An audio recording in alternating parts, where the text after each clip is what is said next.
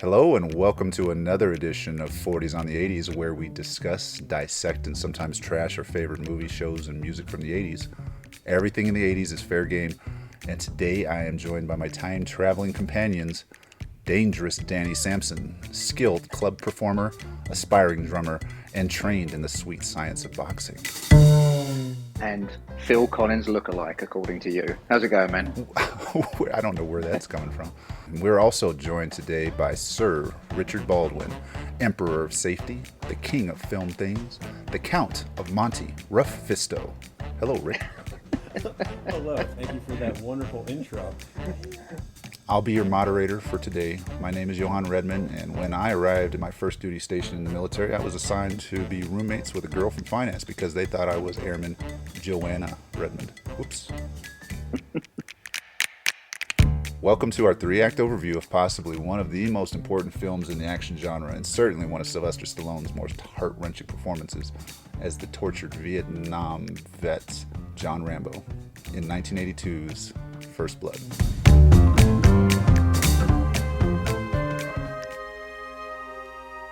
John Rambo, a drifter, just passing through their town. Morning! Headed north or south? North. Now jump in. I'll make sure you're heading the right direction, huh? You got someplace I can eat around here? There's a diner about 30 miles up the highway. Is there any law against me getting something here? Yeah, me. I want you to book this gentleman for vagrancy, resisting arrest, carrying a concealed weapon. They knew he was innocent. Starting to dislike you. A lot. And they didn't give a damn. That's okay, Warren. Don't worry about the soap. He's tough. Just shave him. Dry. Don't move. I don't want you to cut your own throat. John Rambo, one man who's been pushed too far. You're finished! You've gone as far as you're gonna go! Headed straight for the top. Right on top of him. There's no way out of here except through us. He was hunted, trapped, There he is! On the cliff!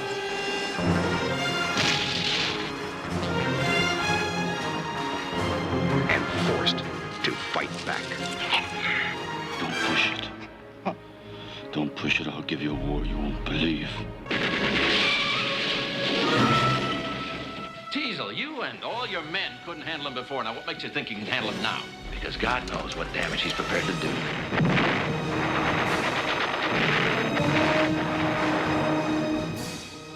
You don't seem to want to accept the fact that you're dealing with an expert in guerrilla warfare. Are you telling me that 200 men against your boy is a no-win situation for us?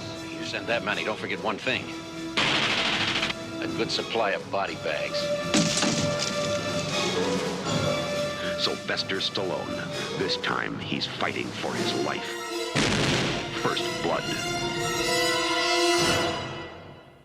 Here, let's break this film down into its three acts. And as a reminder, the three-act structure is a model used in narrative fiction that divides a story into three parts. So, Act 1 is the setup. Usually it establishes the characters, their relationships, and the world they live in. And there's some sort of dynamic incident, which usually occurs here, where a choice has to be made, which sends our hero off into a different direction, which is the basis for whatever story this is. Act 2 contains the confrontation, which is arising in the action, and the characters find themselves in worsening situations. New skills are seen or learned, or a higher sense of awareness of who they are and what they're capable of. And then Act 3 is the resolution, where everything kind of, all the loose ends are tied up. The main tensions of the stories are brought to a climax. And Rick, if you could, what are your thoughts on where the three acts are in First Blood? I think the end of Act 1 physically is when he decides to take on the police station after they've been abusing him, and gets the motorcycle and then takes it to the woods, where he knows that's where his skill set comes alive there.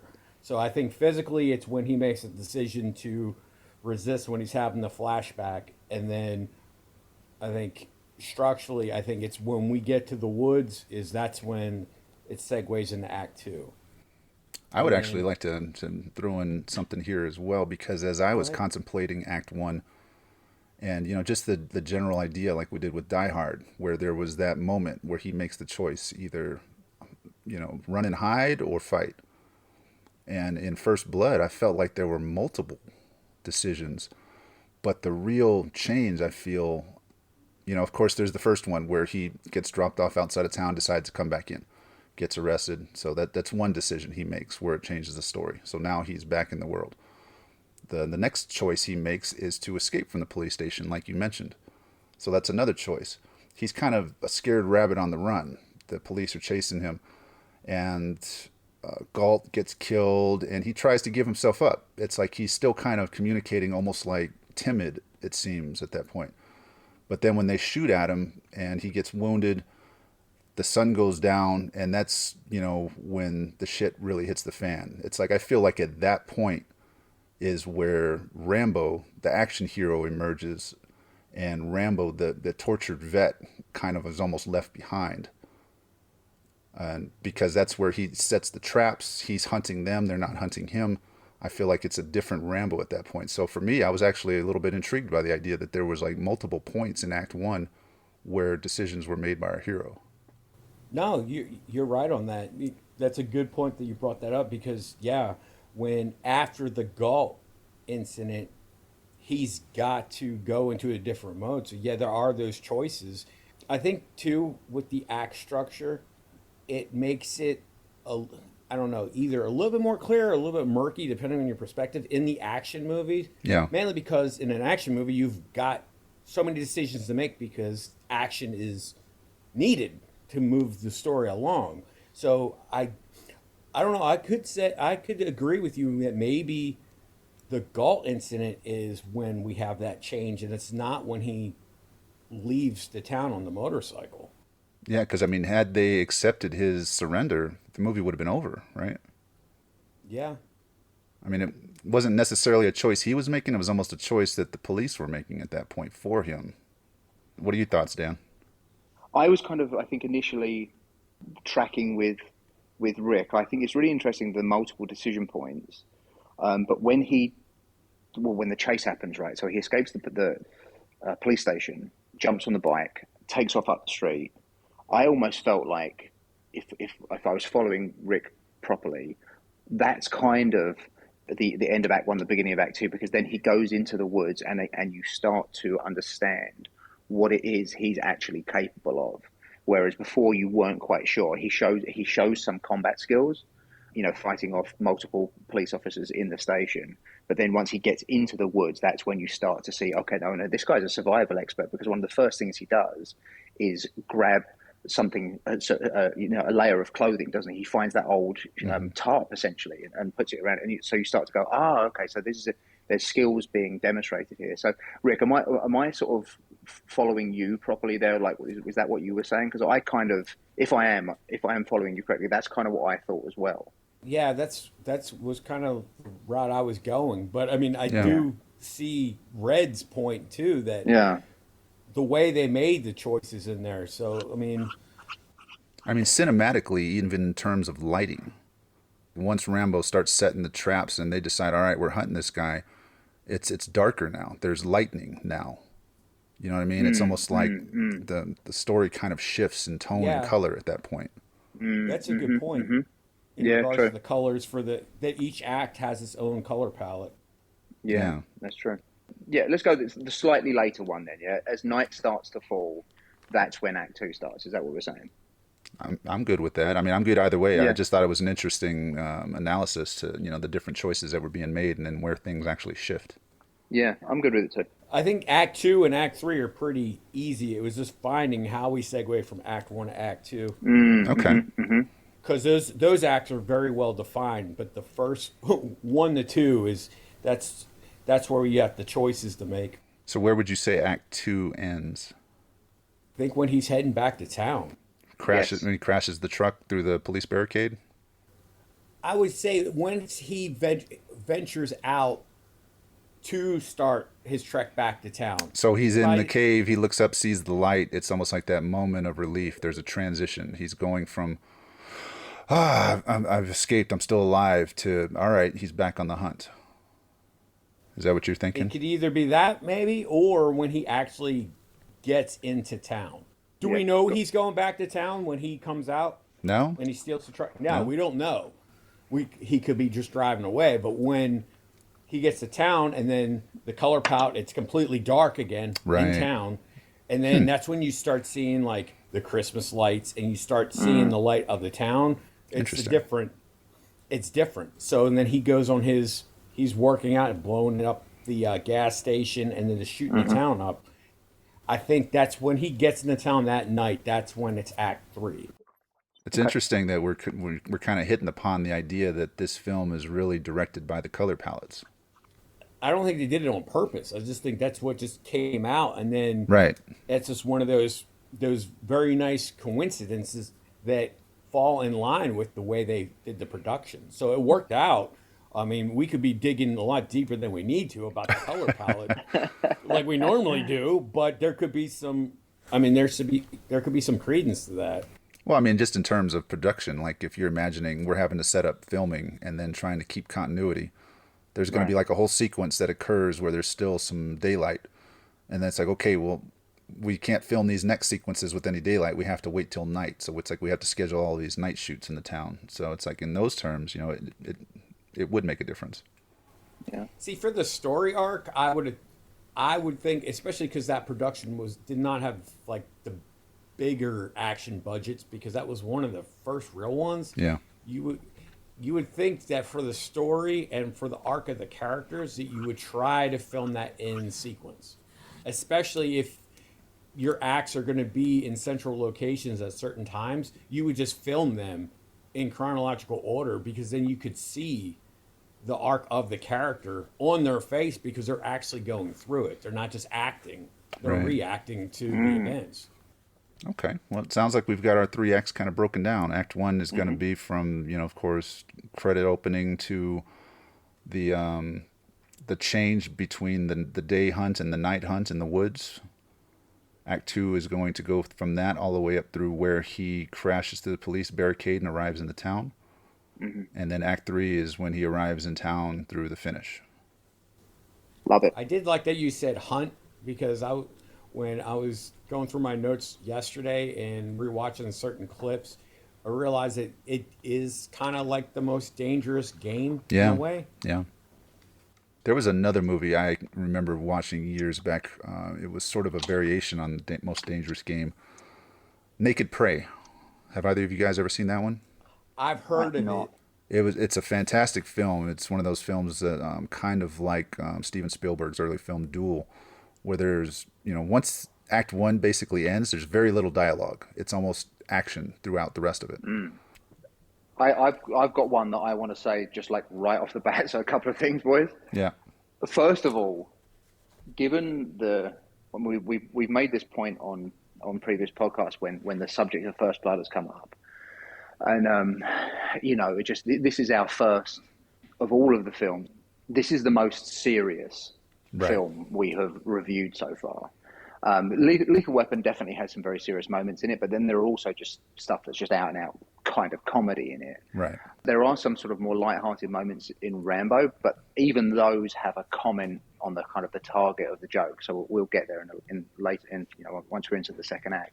First of all, guys, I mean, I don't even know if I should be commenting on this film given the subject matter, because it's so serious and it's so important what is covered in this film. As a non-veteran speaking to two veterans, I don't even know if I should be permitted to have an opinion on this film. So I just wanted to say that out loud. That is a beautiful sentiment, Dan, and I appreciate that. But of course, you are absolutely entitled to your opinion, and as a fan of film, you can recognize, the importance of it. So, I mean, thank you for recognizing that. It's good of you to say, man. Okay. One other thing with that, you're in the United States, so you can say whatever you want. That's why me and Red served. So there you go, buddy. Yes, that's You're a welcome. great point. Yeah. That's a great point. Well said, Rick. I do want to throw out really quickly that this film is based off of a novel by a guy named David Morrell, who based his character's name off of a type of apple that his wife brought home from the grocery store while he was writing the story. He was also influenced by the evening news, where he had seen a story about some hippies hitchhiking in the Southwest who were picked up by the local sheriff, dropped off. Well, actually, first they were taken to the police station, washed down with fire hoses, and completely shaved, head, face, and all, and then dropped off outside of town naked. So he had seen that on the news. And this is, around the same time where all the evening news was just populated with, what was going on in Vietnam and all of the vets who were coming home, and PTSD really wasn't recognized or wasn't a thing yet. And so a lot of vets returned home, and my dad included. I asked him about that at one point. He said that when he came back, he volunteered to go to Vietnam, and he left his friends in Los Angeles, went to Vietnam. When he came home, he said he was really harassed and picked on by his friends and as well as other people at the airport. It's heartbreaking to hear that. Yeah, it is. I've deployed a couple of times. One time we came, like my first trip to Iraq, we came back in the middle of the night and there was nobody there to greet us. Nobody at our home station except for our commander was like, yeah, go ahead and load your guns into the armory and check back in tomorrow. I had also had a girlfriend who had cheated on me during that tour, and I came home to nothing. So I feel some of the angst of returning home with no sense of appreciation for what you have just been through. How about you, Rick? Yeah. I would agree, especially Dan, with your travels. Have you been to the Atlanta airport? Yes, sir, I have. They do a lot of military flights out of there, and from what Red was saying in regards to when they were returning, especially the Vietnam vets, where they were getting spit on or they were being called baby killers and stuff. When all the military leave the Atlanta airport, everyone stops and like applauds and gives them a send-off, no matter where they're at in the concourse. So when you see them walking all through, everyone stops. So it's completely different. But from being military and being in Atlanta at an airport, flying out one time and seeing the military go by, and I was like, one time I went through that, and knowing that it's just very, very surreal, and it's very humbling knowing that some of these people may not come back. Yeah. Some of them are going to come back, maybe not better than they were before they left. Some are going to come back having a really good tour and doing some really good things, but when they come back, their personal life will be completely destroyed.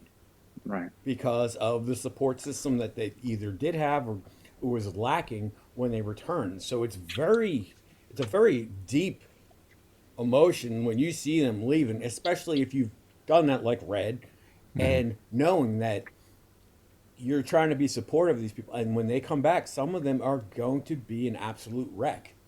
Yeah. Yeah, the first trip I came home from Iraq, we lost 3 different people. And it wasn't even acknowledged. It was really glossed over. We came back in the middle of the night. No one was there to greet us. I went home to an empty house or an empty apartment. And then when we checked back in the next day, and they wanted to like play a film showing like some memoriam to some of the people that had been killed over there, and people on my team were just like, the look on their face was, almost like shock and dismayed. They didn't want to have to be reminded of that. They just got, they wanted to leave that over there and not have to come home and face it by people who were going to try to console us, who didn't know how it felt. We didn't want to deal with that. And then there was a portion as well, and this is like early on, 2005. The war basically started in 2003, if I remember correctly. And a lot of the processes hadn't really evolved yet to take care of people properly. So one of the things we experienced in my team was we had to go visit the medical center, where we sat in a conference room, and they had us fill out a questionnaire. Do you have any things you would like to talk about? No. Is there any sort of recurring issue you have? No. It's like you were checking no on everything because you just wanted to get the hell out of there. But every single one of us was feeling the trauma of everything we had just gone through. And we had returned. It was close to around Christmas time. Right. So, of course, you come home, you're seeing all these things advertised on TV, the merchandising of Christmas, the sad Christmas music. And I'm asked this a lot. My wife loves Christmas, but it's like Christmas for me. On a subsequent deployment to Iraq, we were actually, we had a rocket attack on our camp on Christmas Eve. So it's like we were having to take shelter in bunkers and then go out and try to hunt down who was shooting rockets at us. So for me, Christmas, it's still healing. Whereas other people, oh, why don't you love Christmas? Christmas is the best, and it starts earlier and earlier in the year. And for a lot of us, it serves as a reminder, kind of like the Phoebe Cates character, I guess, in Gremlins. Right. But it's still healing for me. But yeah, that first trip to the psychological evaluation to make sure we were all good to go was like a checklist that we all checked, no, we're fine. And we weren't. We had to learn how to lean on each other, or some of them turned to alcoholism. There were others that turned to suicide. And then, of course, the military with their needs come first. We got tasked and we were back in training come spring to go back to the Middle East, in the summer. And it was just recurring constantly. The tempo was so high. They had to keep sending us, year after year. And, what the guys went through, a lot of the people that were drafted in Vietnam, they were plucked from their civilian life. They were sent over for like a year. A 12-month tour was standard. And then they'd come home. So it's like you're civilian 1 second, surviving the next, and then thrust back into the civilian world with no real support, where anybody who thinks you're associated with the military is looking at you like a monster. And that is the character of John Rambo. Yeah. Guys, I mean, what can I say? I just, I can't even imagine what that feels like to risk so much and see friends, comrades of yours sacrifice sometimes everything, right? Sometimes their very lives, right? To then come back to a world where sentiment has turned against the very conflict that you have been, you've been ordered to serve in, and now somehow it's like your fault. Right. That just is something that, I mean, God, I feel like I'm getting choked up here. I just can't imagine it, boys. And I'm also not going to patronize you by going, thank you for your service. Because that doesn't speak to the gesture, the call that you answered. Well, most of us joined for free college, or to get away from our shitty little towns. So it's like the idea of the ones who served after September 11th, that we were in a state of war. Those people that joined then, I feel like they don't get the credit that they deserve. Especially because we didn't have a draft. So when you have people volunteering and maybe not fully expecting what they're going to, get into, but yet the fact that they still volunteered, you can kind of swallow whatever you're going through a little bit more, because you're like, I did sign up for this. It's not like I was drafted. It doesn't take any of those issues away. But the fact that the Vietnam vets, that majority of those people were drafted to do these missions and stuff that they didn't want any part of, but yet they still, a lot of them went and did it. Or you had the ones over there that tried to cope. And that's why when they came back, you had so much heroin and drug abuse from being over there, because they were just trying to cope, because they got thrown into a situation that they didn't even sign up for. Right. And that's beyond their control. Then they come back and then be spit on by, the citizens that you went over to fight for in a war that you had nothing to do with. And the more that you find out about Vietnam, it just makes you more and more sick towards the leadership at that time and why they would do that to their own citizens for their own financial gain. Well, yeah, this ties directly into like discussions we've had about JFK in that whole time frame, in the military-industrial complex. JFK was trying to pull us out of that mess. With him out of the picture, Lyndon Johnson picked up the ball and ran with it. Well, he lied about it. The whole Gulf of Tonkin incident, that never occurred. We had to get in there because the politicians had, with Bell Helicopter. That's the reason why we went in Vietnam, because he had vested interest in investments in Bell Helicopter, which had the contract for the military for Vietnam. Amazing. Isn't there that great expression about history where they say, history doesn't repeat itself, but it rhymes? And it feels that this is kind of there's an analogous situation in Iraq, right, with the no bid contracts that were given out to Halliburton and those other defense contractors. Isn't it kind of the same thing? It started right after World War II. That whole stuff really started in Korea. And you could see it building up. But by the time you got to the mid-'60s, you had all the dirty politicians, their lobbyists, and all their vested interests really pushing. And then yeah. just look at a decade of pure deceit towards our citizens, starting with JFK, and then us getting into Vietnam, which was based off of a lie. Then RFK, MLK both get assassinated the same year, and then 10 years almost, to the time that JFK was assassinated, Watergate. So for 10 years, you really saw how much lies and conspiracy and deceit were being done to society. Yeah. And we've never really recovered from it. Any of our issues, you're usually stemmed back to one of those pivotal moments within the 60s going into the 70s in U.S. history. Oh, yeah, the end of Camelot basically was the curtain of illusion falling down around our government. The potential greatness that was there, and now everything is looked at with cynicism, which is there, rightly so. Pearl Harbor has now stuff tied to that for conspiracies. Right. That we had intel much earlier than about the attack, and we pretty much let it happen so we could get our way into it because we needed to make money because of the New Deal failures from FDR, and they wanted to recover from the Depression. So they needed a money-making activity, and war makes money. Well, there's similar arguments for September 11th, right? About how there was intel available and things weren't done. I mean, there's a lot of information on that as well, whichever side of the fence you decide to look at there. But I can remember with September 11th happening, I was in the military at the time and I was overseas, but then coming to the States like a year later or so. And then when the war kicked off, which was, initially it was the bombing of targets in Afghanistan and Taliban. And then the war where we were invading Iraq, I was confused. I was like, they're saying, we're going in for weapons of mass destruction, which we think they have. Meanwhile, North Korea is over there waving their arms saying, we have weapons of mass destruction and we're testing them. And the American administration was just like, yeah, we'll whatever. You guys sit off to the sidelines. We're going after Iraq. I was confused. I was like, Iraq, of all places. Yeah. Because by the standards of the, if the criteria for the kind of the preemptive, I don't know, what would you say it? Like the not preemptive strike, I suppose, but preemptive action, let's just say.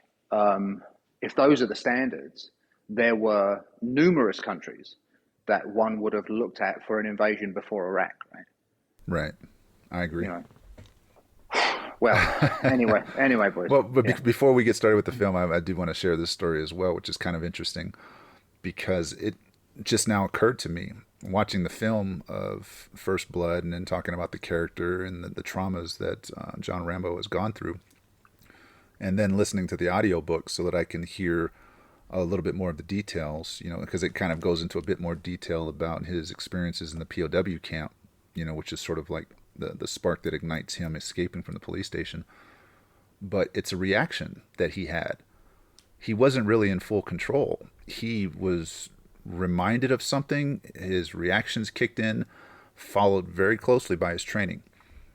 And I sort of recounted a little bit, like a lot of us that went to Iraq and then we came back and we were just like, yeah, we just want to get out of here. And, for a good long while, a lot of us on that team, that's the only people we associated with was the people that were on that team because we felt like, nobody else got it. Nobody else understood.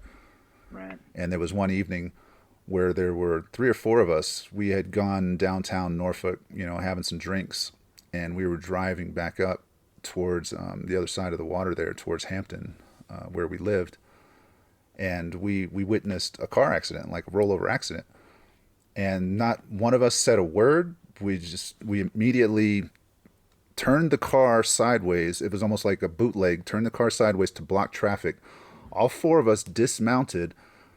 2 of us went forward and aft, basically, in front of the accident to basically set up a perimeter, while the other 2 went as a buddy team to help extract people out of that car. And it wasn't, the police showed up, the fire department showed up, and once they took control of the scene, we got back in the car, buckled up, and drove off without saying a word. Not a word was said. It wasn't until like afterwards we got to thinking about that. We're like, it was almost like a dream. It's like, did that happen? You know, did we really? Because it was exactly the same kind of stuff we had been doing in Iraq. You know, running convoys, running patrols. We had done it so much as a team that we didn't even have to talk about it. And That's remarkable. Thinking about, you know, again, like Rambo in the woods, you know, it's kicking back in. He's not really having to think about it. Right. Yeah, that training just kind of comes back. You start performing at that level with a solid team just because of the camaraderie and the day in and day out. It's you seriously, you go through like the muscle memory and you guys act as like one strong unit, and there doesn't need to be talk. It's like a dance. Everybody knows their role. Yeah. And it's something that unfortunately like you rarely ever see in civilian life at a job. Yeah. It actually has to have something severe on the line and be very, very serious for a team to operate that way. That's why, like, even, I mean, Red, you've probably run into them in your journeys, is how tight a unit of SEALs are. Oh, yeah. When they're on a base, they're like rock stars. They, because of their specialized training, and that's all they can really relate to. They can't relate to other people because, one, they are put on a pedestal by leadership everywhere. So when they kind of can do whatever they want. Quick side note on that is because the amount of money they put into their training to kick them out over something like drinking and driving is just not even an option. It's like, well, let's make that go away. We've invested too much in this guy. They are seriously like military rock stars. Yeah. And but the thing is, they can't connect with anybody that's not a SEAL. It's because they just have such a specialized training and such a focus that you talk to them and you can tell like you're not even making an impact in the conversation with them. No. Yeah. But and then after they get out, what do? They have to either find a job that is similar to that, or they have to go back overseas to be a contractor, or you see them as consultants for like TV media shows, movies, or because that's all they can do. They can't take a normal job. It's just like an EOD, the Hurt Locker. And I had friends that were EOD, and they come back from a stressful deployment, and the whole scene where he's looking at all the options of cereal. I love that scene. Have you seen that movie, Dan? Well, a couple of questions. EOD, you know what EOD stands for? Is that explosive ordnance disposal? Yes, sir. Yeah, and that wasn't that I didn't know that. That was an educated guess, so I was really hoping that was right. Yeah, spot on. I'm sorry. Sometimes me and Red can talk in acronyms. I forget because in the military, that's what they're great at. Yeah, I don't mind, man. I'm here. I'm happy just listening. No, that scene, but the whole rest of that movie, there's parts of it where like, but the scene where he is back in the States, in the grocery store, and he is struggling to make a decision on what kind of cereal to choose. Yeah. It is a terrific scene. Yeah. And it also speaks to you have come from like literal life and death situations. Yeah. And the how frivolous it must seem to be making a choice between one ultra sugary cereal over another. You know what I mean? It's like, and in his mind, he's like, is this what I'm fighting for? Right. You know, is this what I'm risking my life for so that we can have just this, you know? I mean, shout out to Jeremy Renner too, because he did a phenomenal job portraying that character in that film. And to go from that scene to where, all right, he's back at it. He's back in the desert and he's stepping off that aircraft. I don't remember if it's a, fixed wing or if it's helicopter, but he's walking off with a purpose. And it's like, you could see it. He did a great job of capturing that emotion. It's like, all right, now this I know, this I'm familiar with. Yeah. And I get it. Yeah. And is there like any kind of, I mean, I know we'll get back to the film, but I'll just ask one last question because you guys know this, obviously, this stuff. I mean, is there any sense of like, take that character, right? He redeploys, right? He goes back out, and like the closing scene of that film is him is him walking off the carrier, right? Like that's what he's going back Yeah, he's going back to into work. country. Is there a sense with him, do you think, or would you recognize the feeling of like he's going back, he knows he's putting himself in harm's way, he could lose his life, but he's thinking to himself, if I'm going to go out, this is the way to go out. Like this is worth the sacrifice that I may end up making versus living yeah, Rick, you think that's what it is? Versus living just like an empty, vacuous life of just like a corporate job that I go back to. Like you guys were saying, there's no camaraderie. Self-interest trumps everything in corporate life. I was going to say, I think your analysis is correct, but I don't think many of us recognize the depth of that analysis. I think it's more a matter of comfort and familiarity in a weird way. And the movie American Sniper does a great scene in there as well, where, you know, the sniper of Chris Kyle, has a brother in the service, and they kind of pass each other, you know, as they're coming and going in the war zone. And Chris Kyle has basically, you know, he's got that switch on, and he never really turns it off. He struggles to turn it off, and it doesn't affect him the way that it affects his brother. And I saw that happen a lot of times, where it's like some people, you know, it affects them way harder than others for whatever reason. But yeah, like the character in the Hurt Locker, I think he's feeling the familiarity, the comfort. He likes being able to basically have control over his destiny to a certain extent, even though people are actively trying to kill him. It's not some sort of corporate game. You know, he's not worried about some sort of little snide discussions around the water cooler, so to speak, you know, whether someone's backstabbing him or all of these little minor antagonistic things. You know, the threat is real, you know, and it's clear cut, much more clear cut than the politics back here in the corporate world. Yeah, I would have to agree with what you just said. I think when you're in the military and when you're in, even if you're not over in a war zone, just depending on the nature of your work and just the environment you're in, it at times makes you just shed your skin of just like all the daily BS that we normally stress about or have to deal with. When your life is on the line, you're not thinking about that crap at all. Right. It's very black and white. It's very minimalist on what needs to be done to keep going forward. Right. And I think if you do that day in and day out, and you don't really, in the military, you don't really realize how much stress you carry with yourself at all times. And you may not even feel it like it's stress. You're just performing at a certain level at all times. Even on your lazy day, you're still performing higher than you would be if you weren't. And then when you get out, you realize, holy crap, how much crap I was carrying around with me this whole time that I didn't know. And you have to kind of try to change your mindset, because you're like, all right, even though I'm dealing with civilians and in my mind, I'm still really not a civilian, you have to learn how to swim through these waters. And this, I believe, is much harder than it was joining the military, was much easier and getting integrated into the program than it is being out as a civilian. And I've been out now since 2005, but I was a contractor until 2015, and I was overseas. And that's where me and Red met. I've been back now 8 years, and not being around that military environment, it still screws with you.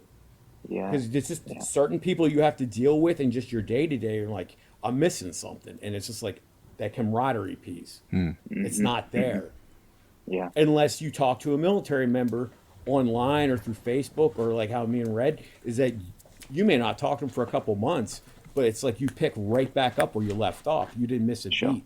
Yeah. You don't have that same interaction, unfortunately, with a lot of your civilian colleagues or coworkers or friends.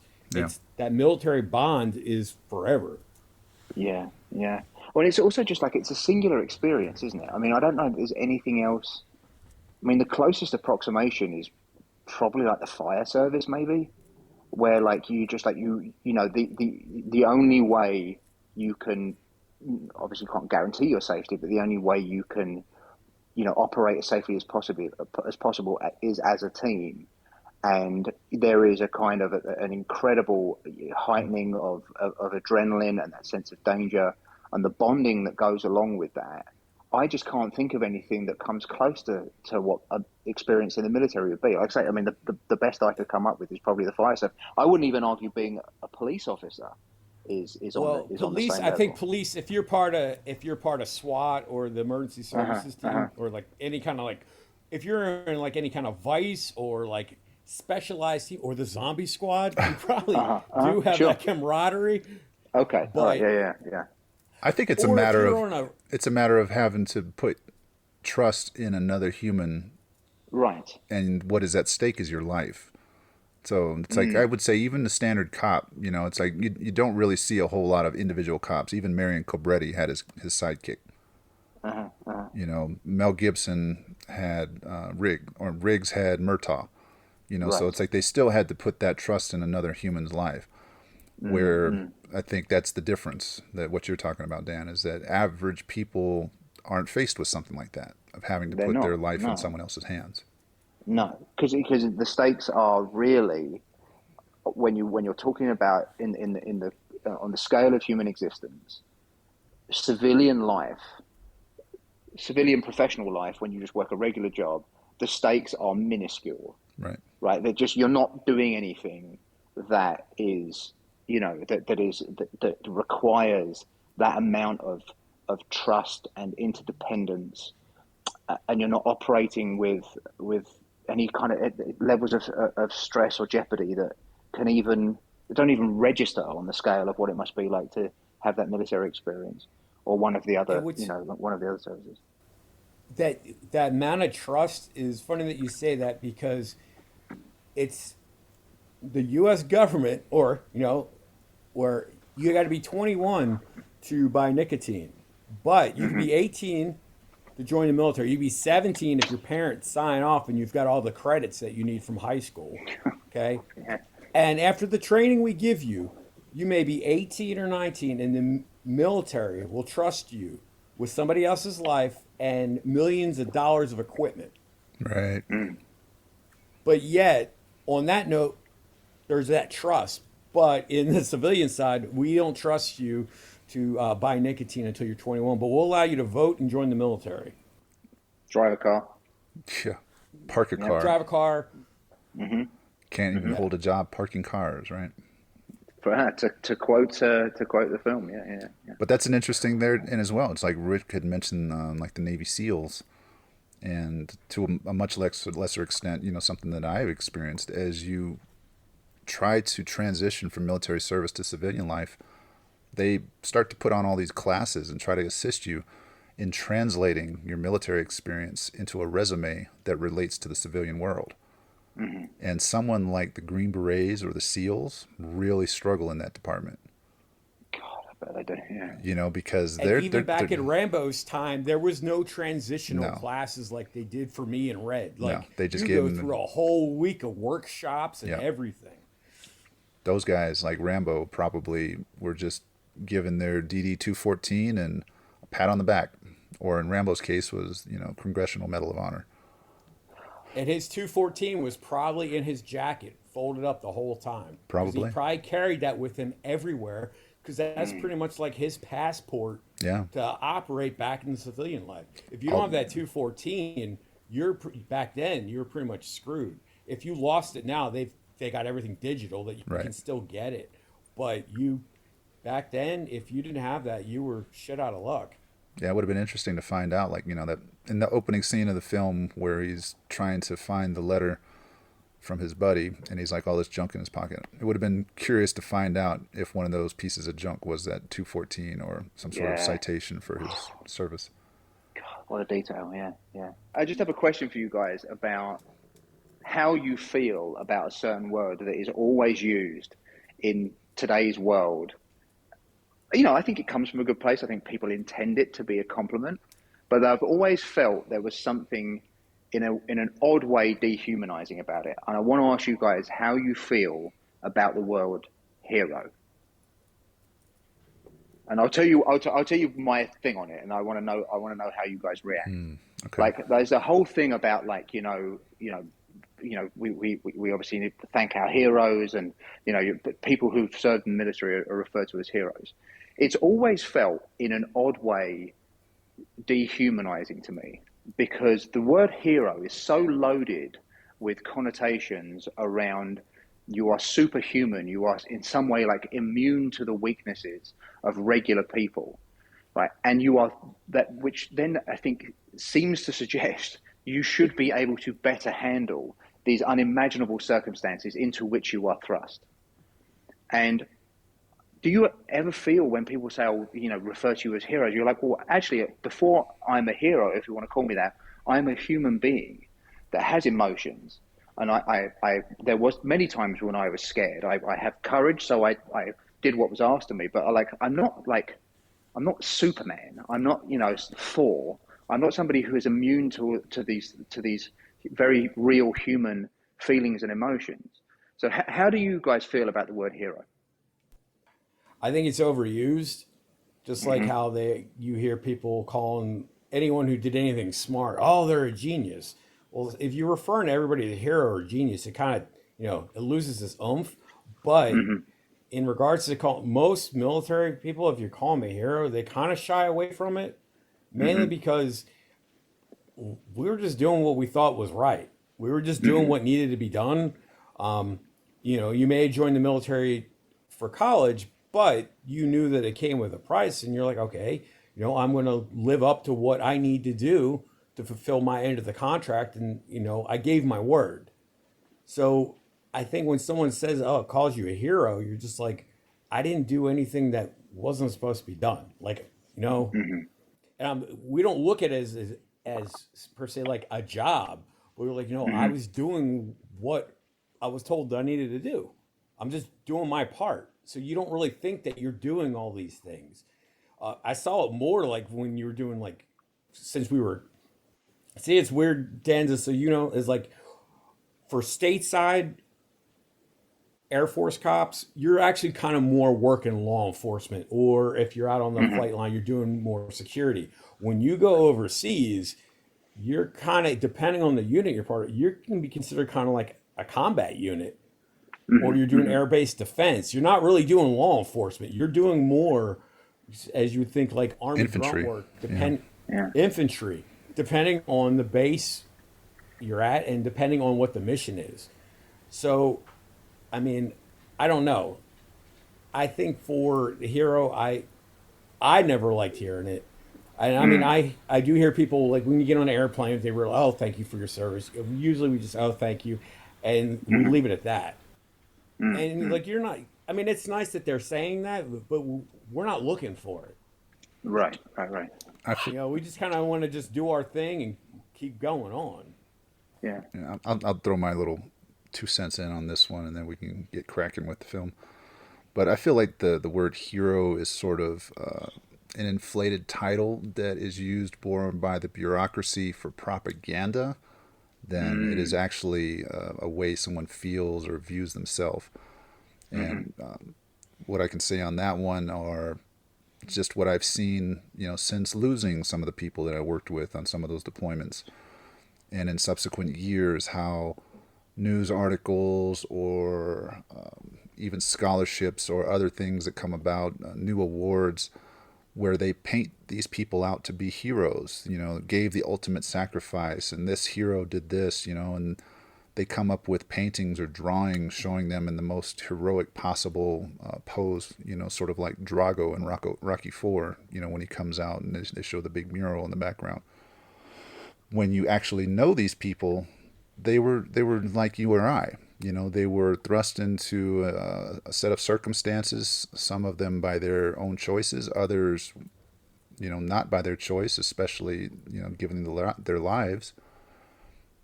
But they didn't seek out to be a hero. Becoming a hero more often than not is determined by circumstance and not by the person. You can take, a set of twins and put them side by side. One of them may run from a burning building. Another might run into the burning building. Right? There's a set of choices there. But yeah, circumstances, absolutely. You could have John Rambo, who maybe he never joined the military, Maybe stayed at home helping raise horses at his father's ranch. Never would have earned the Congressional Medal of Honor, never would have been considered a hero. But due to his set of circumstances, he was afforded that opportunity, and then the label was plastered on him. But one of the famous ones from the Air Force, one of the famous Medal of Honor winners, he ended up becoming an alcoholic because, the Air Force basically took him on a tour around the country. They would parade this guy, hey, meet the Medal of Honor winner. Sure. And everybody would be, oh, you're so great, you're a hero, and they're buying him drink after drink and thanking him for service. And he just became a raging alcoholic after a couple of years. The miniseries Band of Brothers, I think both of you guys might have seen that. Sure, yeah. About Easy Company, and there was a great bit in there by Captain Dick Winters. I've got it queued up. I cherish the memories of a question my grandson asked me the other day when he said, "Grandpa, were you a hero in the war?" Grandpa said no.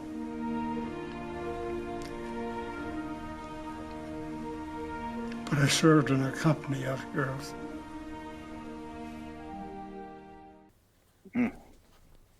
Yeah. Well, so that's, I think this is, it's such an interesting question for me, because I also think it's like, Red, I think what you just said was something really interesting, that the heroic status is a product of how you react in circumstances versus your intention going in, right? And I think with civilians, with non-veterans, there's something very selfish about us saying to you guys, you are heroes, because what it demands of you is to occupy a certain place in our imagination, right, where there is, it's like I give you the title hero and all of the implications and obligations that go along with that. So as a hero, you will be there for me when I need you, right? There's something incredibly selfish about that, and yeah, man, I just wondered how you both felt about that word. I do like to remind people as well that not all military people are heroes, because if there were, there would be no need for military police, which is the job that both Rick and I occupied for many years. I never once had to arrest a civilian, but I've arrested many, many military. Well, that's actually that seems like a great transition point.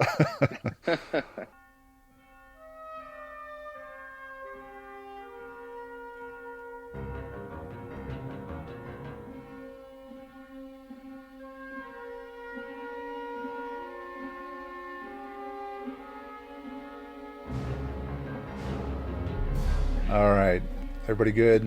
Reload on drinks or anything? No, I'm all good, man. I have something that I want to lead with on the thing. If we want to just jump straight in. Yeah, go ahead.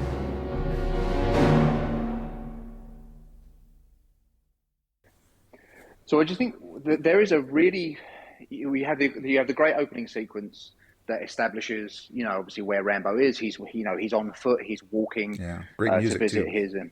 Great music, right? The incredible, most beautiful scenery in the Northwestern. So you get a sense of Rambo's circumstances. He's trying to find his old unit. Yeah. It is revealed that he's the last of them, and now he's alone. So he is he's physically alone as you see him walking the roads, and as he makes his way down towards the farm, and he's also now spiritually alone, right? Because the last of his brothers is now gone. Interesting side note. I just want to throw this in real quick. When they first show Stallone's face as he kind of overlooks the house and whatnot, and he thinks he's going to see his friend, there's that smile that he has. It's heartwarming. But after that, it's like even the temple that he's walking. After that, as he's walking towards Holiday Land, Welcome to Hope, his tempo is slower and his facial expression is more stoic. Whether that was intended or not, it's noticed.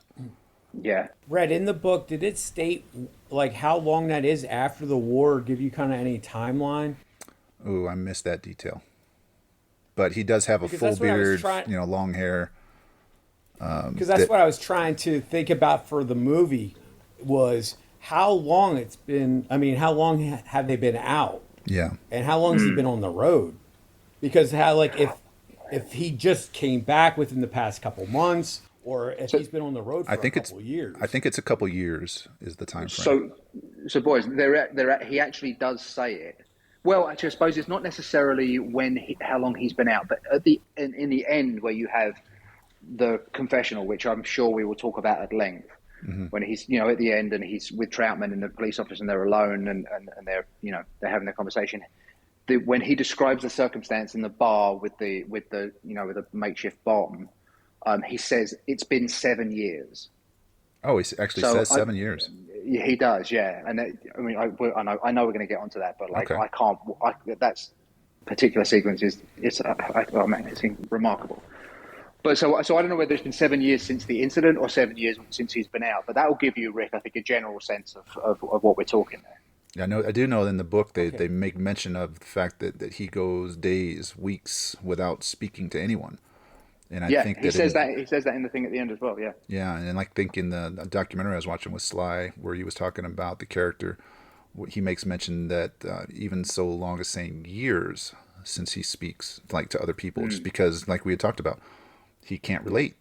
He can't hold a conversation with anybody else. Yeah. Well, it's interesting for the movie that they had 7, because if it came out in 82, that would have been us at 75, and that's when we completely withdrew, correct, Red? But he was a POW, so he could have been one of the ones that was left after the pullout, and then he managed to escape. So we don't know the full backstory there. Yeah. The book doesn't make mention of that. Hence why he goes back in part 2. Right. Yeah. So there's this incredible. It's an incredible piece of storytelling right at the beginning when we're first introduced to Sheriff Teasel. Right, it tells you there's a sequence of about 25 seconds that tells you absolutely everything you need to know about this man and this town. As he comes out, saying hello to people. He comes out, he pats himself on the stomach and he burps. Right, so he's got a big round stomach, so this guy is lazy, he's unprepared, he's complacent, right, and he doesn't really give much of a shit about how he is perceived, because the guy just walks out into the street where the people of his town are and just fucking burps. Says hi to the girls, and then he says hi to the girls. Yeah, and the guy, and he says, "You're going to take a bath this week." Right. So in that little sequence, everything you need to know about Will Teasel, and this is a tiny, tiny town, and everybody knows each other. So you have in that little section of film, everything you need to know about what Rambo is walking into. And I think that is it's brilliant storytelling. I would have to say, though, that I know everything I need to know about Teasel when the opening credits came up and I saw Brian Dennehy, because I can't think of a single film he's in where he's just not a dick. Hey. No, he was in Tommy Boy. He was Tommy's dad. Okay. All right. Which I'm glad that he did that on latter part of his life, because I hated him in this movie, so he made up for it in Tommy Boy. He does a great job of playing that type of role. So yeah, good job there, Brian Dennehy. But he interacts with our hero, and then the first of many choices occurs, right? And he just doesn't want him in the town, because he is like, you're dirty, wearing that flag. Next thing we know, we got a bunch of guys like you in this town. So he tries to take him out of town limits, and Rambo's like, this is bullshit. When he's walking into town, it says Hope, but it's got Holiday Land. What's the deal with the Holiday Land part? Yeah, I was always confused by that too. It wasn't until I did a Google search to try to find filming locations where I found out it's actually Hope, British Columbia, where this was filmed. So I don't know where Holiday Land comes from, unless that's just its nickname, which is weird that it would have a larger marquee than the actual name of the town. It's just like a nickname for the town. How states have certain sort of names, don't they? So the Granite State or the Sunshine City. State. Yeah, right, exactly. So I think Holiday Land, because if you look at what that is, right, there'll be skiing up there, there'll be rafting up there in the summers, there's probably great hunting, right? So it's like a place where one goes on their holidays, to enjoy all of those things. So it's supposed to be this kind of bucolic, paradise where you can do all of these things, both in winter and summer. Yeah. Or they recognize Christmas year-round. That's true. Yeah. That's a whole different town. Santa's grotto up there, yeah. I was actually reading that the town was actually in a bit of a depression, and that was one of the reasons they were agreeable to the idea of blowing up a bunch of storefronts and gas stations. And Yeah. today, one of the biggest draws to this town is the fact that First Blood was filmed there. I Yeah, mean, it's a 100%. beautiful area, but at that I'd time, love to go there. yeah, I would too. Rick, yeah. Yeah. Yeah, we do podcasts at caves. Live pod. I just But- want to hitchhike on that road. Guys, help me on this, because I've never really understood this as well, unless he just means basically Rambo, you look like a burnout, but like he says you're going to rub people the wrong way wearing that flag. Right. Why? Why is he going to rub people? I've never understood that line. Why is he going to rub? For that small town, they're most likely in the sentiment that he's a baby killer or has got that Right. negative view of him. They're still latching onto Hey. that view of the Vietnam vet. So if he's wearing that I flag see. and he's wearing his army jacket, Yeah. you already know that he's a vet. Right. Because if you look at like the vets for World War II, anytime you would know them, they'd be wearing those ball caps or the C caps with all their pins and medals Yeah. that you would see like at the VFW or something. Because generally we don't wear anything that really affiliates us that Yeah. we're a vet or a military. Mainly because too, Right. with Red and I, where we were cops, you try to stay low key at all Right. times. Right. Even when you're not a cop, you realize, hey, I need to have this barrier between myself and everybody else. There was a huge period too where we were in Europe where the biggest threat was like the terrorist organizations, the Baader Meinhof gang, the Red Army faction, where you did not want to make yourself a possible target to these organizations. They would teach you, basically don't wear cowboy hats in public, don't wear USA T-shirts in public, don't fly a U.S. flag near your house, for that exact reason. Don't make yourself a target. Right. Yeah. Okay. All right. That makes sense. Because what he's saying, that is the another note in the film about how public sentiment has turned against this war and the people that fought in it. Mm-hmm. So he's going to be asking for trouble if people kind of suddenly hook onto the fact, oh, this guy's a vet and he's in our town, so he might find himself in on the wrong end of some bad attention kind of thing. I was going to say it's an interesting camouflage technique is that, for the longest time period, we weren't allowed to shave our heads totally bald. At some point that changed. We had to have the faded haircut. It had to be a certain length up top. But once you're allowed to actually fully shave your head, it makes it a little bit harder for people to pinpoint whether or not you're military or just a bald Right. dude. Yeah, to pick you out. Yeah. The character of Teasel in the book, his backstory is that he's actually a veteran of the Korean War and won the Distinguished Service Cross, which is only one below the Medal of Honor. Wow. Look on Teasel's desk. Behind him, he's got a medal. Oh, in the film. I haven't looked that closely Yeah. at it. But yeah, that being said, in the book, they kind of lead into, him being arrested and Teasel just sort of looking at him as like a dirty hippie. Instead of actually going through the trouble of finding out, what this guy has been through, what's his military record, it's like everything kind of comes to a head before they find out these things. And Troutman later on kind of chastises him for not taking the time as a veteran yourself, seeing some of the signs here that this guy might have had some issues that he brought back from the war. Yeah, man. Was Teasel more sympathetic in the book, Red? Not until much later on. And in the book they go more into his character of, he's in the process of being divorced, how he has like a bit of a father-son relationship with Orville, who is the guy who is the dog handler. There's a lot of that type stuff going on in the book. But anyways, so yeah, we have our interaction between Teasel and Rambo. They don't like each other, and he brings him back. He arrests him for, resisting arrest when Rambo basically just wanted to get something to eat. But there is that one moment where you can just, again, you sort of learn a little bit about Teasel, that he is he's a vindictive, he's a small person, isn't he? Because when he goes, when Rambo says to him, "Is there anywhere around here I can get a place to eat?" And then he goes, "Yeah, there's a diner about 30 miles up the road." Right. And you're like, "You motherfucker!" Like 30 miles.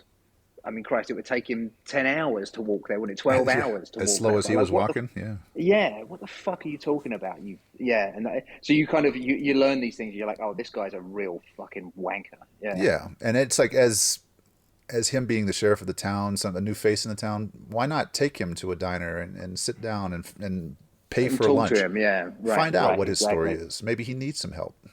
Indeed. That Yeah. would have been the right thing to do. Now, Yeah. something I do want to point out as well is that this is a small town. I think we can all agree on that.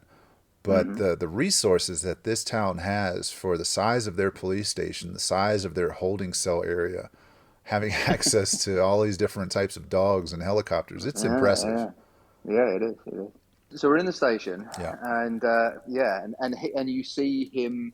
Rambo is shutting down, isn't he? He's not talking. Right. He's not making eye contact. He's shutting down, and Yeah. it's winding them all up, isn't it? Like Teasel's getting upset, Galt's getting upset. Those other pieces of shit that are with him. And The only David guy Caruso is like, well, actually, he's more of a sympathetic character. For the majority.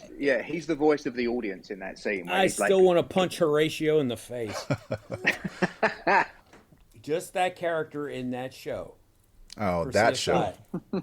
Yeah. Well, the way he And talks and every delivers his time- lines in CSI, it just comes across as a complete douchebag. Oh, you just want to punch him in the face, and then like it's always like someone the first cold opening, he arrives on scene. There's a body. It's bad, and he like pretty much without looking at the screen and got the stupid glasses, will be like. I guess somebody won't be coming to dinner, and all you hear is "Ah!" the cucumber, and like I'm like, oh god, another week of this crap. Well, you don't have to watch it. And I didn't like him in NYPD Blue either. Well, let's not like him in First Blood for now. Yeah, so he needed punch. So one of the things I was a little bit fascinated with the book as well. And again, I'm not going to do, direct comparisons here or there, but they do give a bit more backstory to Rambo's experiences as a POW.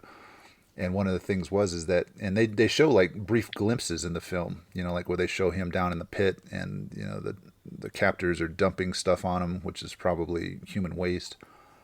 So he has a severe aversion to being held captive in confined, wet places. So in the film, as they're trying to they hose him down to wash him off, they're starting to push his buttons for his experiences in Vietnam.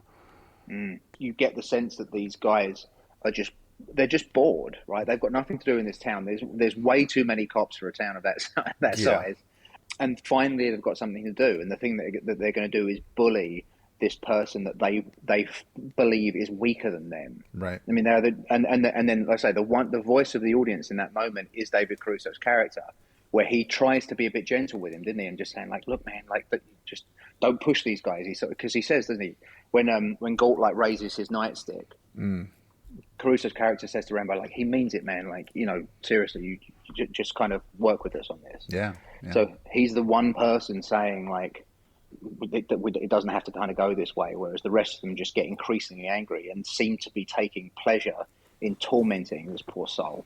Right. So there's more clues again that he's got a history. He's wearing dog tags. Oh, Harry here is a soldier. Yeah. So they've got the jacket, the American flag. He was actually wearing jump boots, like military jump boots, with his jeans bloused over the top of them. And all of these clues, should make it fairly simple for them to, run a search on this guy. Contact the Department of Defense. It's like, hey, we've just arrested, this person, and dog tags actually have social security numbers on them, so it makes it even easier to track the person down. The use of a straight razor to shave a prisoner is really not a technique that anybody should utilize. In the book, Galt's character is a younger guy, a younger police cadet, not necessarily cadet, but still fairly fresh in the police force. And one of the things, as they show in the film, is that Rambo gets sliced across his chest. All of the scars on his back are lash marks where he's been whipped over and over. They show that in the film as well. But when Galt, the young guy in the book, tries to shave Rambo, that's where Rambo flips out, and Rambo's actually naked at this part in the book, because they just hosed him down naked and they go to try to shave him, and Rambo is able to get the knife from him and basically guts Galt, and Galt is the first victim. So important note, in the movie, only one person dies at the hands of Rambo, and it's not really his fault, That's later on. Galt dies later on because he falls out of a helicopter. In the book, Rambo murders Galt. Rambo murders a lot of people in the book. So it's like Well, he's you not explained as from sympathetic of a character. From the novel, yeah. At least, especially with his age in the novel, you could kind of understand why he's acting that way because he's trying to prove himself. But in the movie, they take the sympathy out because, like, I find Galt worse than Teasel.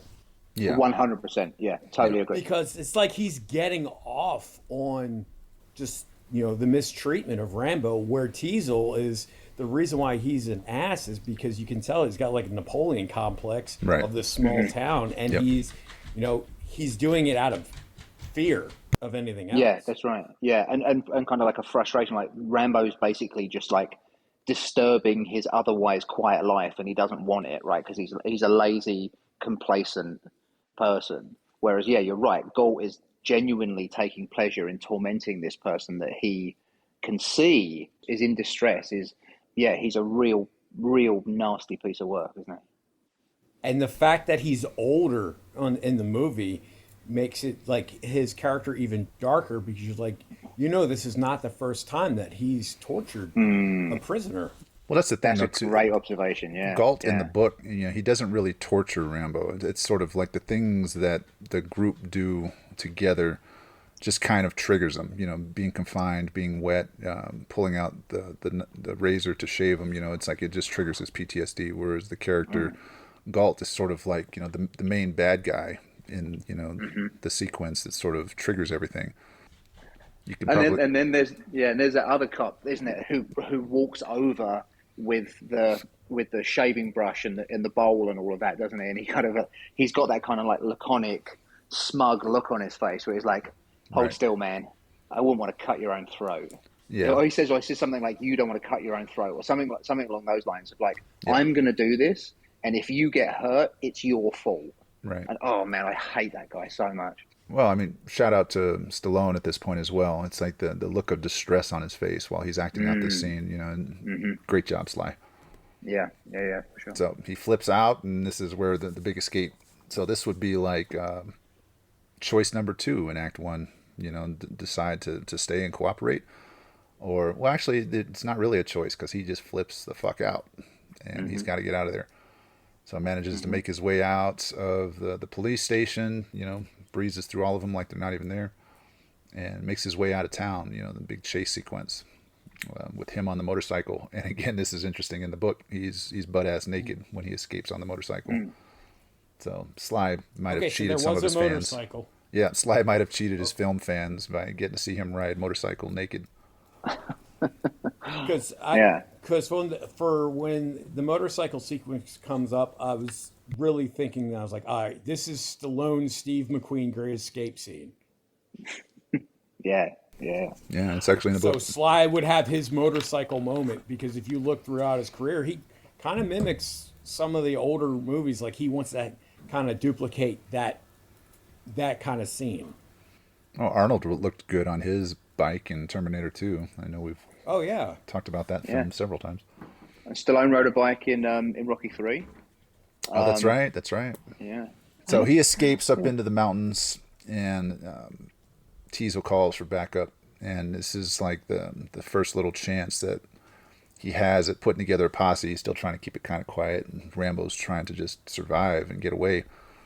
So it's like I still feel like he hasn't fully clicked into Rambo mode yet. This is where the helicopter comes into play. They kind of get him cornered, and it's kind of an interesting if you think about the time frame of it.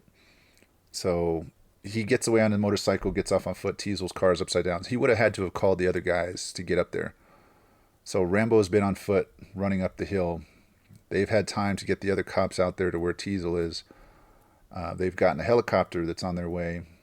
They get him cornered on this cliff, which he tries to climb down. Great stunt, by the way, which Stallone supposedly actually did. When he jumps into the tree? Right. Yeah, man, really? He broke a rib on that. Yeah. He said that like that scene where he hits the ground, he says he's not acting. He says he was really in pain. And not to backtrack, but he did break another rib during the hose scene because the director at the time kept redoing. having him redo that scene, and that water hurts. Wow. And Oh yeah, it's like a riot cannon. Yeah.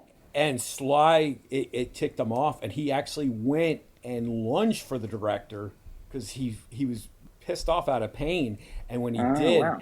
I guess in the tussle, he broke, I think, his top rib, and they were cool after that. They both calmed down, and and Sly apologized. He's like, "I'm sorry, you just got me somewhere, and I got pissed." So. Yeah. I think it was the scene that they kept in the movie is like right when he was starting to really get pissed. Okay. Wow. Yep. So Galt is trying to kill him, and more than likely, it's because he feels personally slighted. I think by Rambo. It's like he has a personal dislike for him, and he's just not going to let it ride. So that's why he's trying to kill him. I mean, even Teasel's telling him, it's like, don't shoot, don't shoot. Right. I want him alive. Yeah. Yeah, but Galt's not having it. It's because in the backstory that Galt couldn't get in the military to serve, so he feels like less of a man, so he's overcompensating. Well, I think you guys hit it on the head, where it's like he was just sort of the one of the big shits in this little town. He's used to people doing what he tells them to do. And because, I mean, who knows what the backstory is? They didn't get into all that in the book because the character was completely different. But he's just a piece of shit who's trying to kill Rambo. And he actually unbuckles himself from the helicopter. They show that scene too. I didn't catch it for a long while, but when they first get up there, he unbuckles so that he can get lean out a little bit better, and he's lining up his sights. So when Rambo throws that rock, and the pilot rocks a little bit, he comes tumbling out. I think I don't know if it was one of the documentaries I watched or whatever, but Rambo going down there and kind of facing the dead body of Galt, he's sort of having flashbacks to some of the dead bodies that he remembers in Vietnam. Right. So yeah, because like he stares at him, doesn't he? Yeah. Right. He pulls him up and he looks. He's like he's looking in Galt's eyes. He doesn't blink. Yeah. And and Galt's obviously dead, but he's like staring. He's like, okay, like he's kind of going to this other place in his mind, I guess. And I think that sound that you hear is kind of the same sound you heard earlier when he was in the jail cell and he was kind of reminiscing about his time as a POW. Yeah. But yeah, he grabs the jacket off of him, which I always wondered what happened to that jacket because he never wears it. He like pulls the jacket off of Galt and grabs a radio. And I think he grabs his gun too. And has he already kind of wrapped that tarp around him at that point or not? Yeah, he's wearing the tarp as like a bit of So he's hiding around the corner. The posse shows up and they realize he's down there, and then he comes out trying to give himself up. Was it a tarp or was it burlap? A burlap tarp. Yeah, he just finds it in like the. Yeah. It's not the most comfortable thing in the world. No. Oh man, that would be itchy. Oh man, itchy as all hell. It's interesting though, and we've talked about like our dads and growing up a little bit, in other episodes, but this one really takes me back to my days living in the Army community in Germany, because I remember watching this film at other friends' houses. The scene where he's sewing his arm up. He has the knife where he opens the cap up and he's got a little compass in it. I want to say it was the Christmas that happened after the movie came out. Both my brother and I got a survival knife that had a little hollowed out handle. We were, the movie came out in 82. We would have been 8, 9 years old. Both me and my brother got these large hunting knives with hollowed out handles. Yeah. As a Christmas gift. So my dad, he advocated this film. He was always big into anytime we were showing any kind of interest in anything military, that's when he took interest in us. So he was proud to see us go out or try to camouflage up our faces or imitate things we had seen in war films. Yeah, I remember those survival knives too. They were really big in England as well. Everybody wanted one of those. Oh, did you get one? Yeah, I got like one which was just like the blade wasn't tempered steel or anything like that. Like it was just like a kind of a toy kind of knife. It was still made out of metal, but it was this kind of very soft, very sort of blunt kind of metal. But it had the hollow handle with the compass in the top and the whole bit, right? And you'd have like, I suppose, what would be fishing line and matches and these other things in it. So if I was ever, trying to survive the streets of East London, I could fish in the Thames for some. Oh, Well, for I the wouldn't want to. make your own lovely fish and chips from all the beautiful Mate. fish that come from the Thames. Yeah. Now I got a vision of Dan walking around with the Pet Shop Boys and a knife. Riding one of those little scooters. Wasn't that a big thing over there? Yeah. Big deal. Yeah. All right, so we're at the scene. He tries to give himself up. They shoot at him and like, basically, fuck you. You're not giving yourself up. So shame on them for missing an opportunity to defuse this right here. Well, and also, but this is at a point in the film when they still don't realize who he is or what they're dealing with, do they? No, that's they the thing don't. about this. It's just like they think he's another burnout vagrant that's just being a headache right now. Yeah, they don't know what is coming for them. So they shoot at him, and then he yeah. splits, and that's when they go down to collect the body of Galt. When the information comes across, right? They get that radio message. Hey, you sure picked one hell of a guy to mess around with. Yeah. And that's where we make our transition to Act 2. It's like, call Orville. We're going to need the Dobermans. We're going to need dogs that can hunt on sight because there's a storm coming. Helicopter guy won't come back. So one of the great things I love about Act 2 is just the some of the stuff that we get to see the character of Rambo do. We get to see him camouflage himself. He's very smart in how he sets traps and picks these guys off one at a time. He doesn't kill them, doesn't silence them, and that was something I was always kind of curious about. Like the first guy that he catches, what does he do? He stabs him in the back of the leg.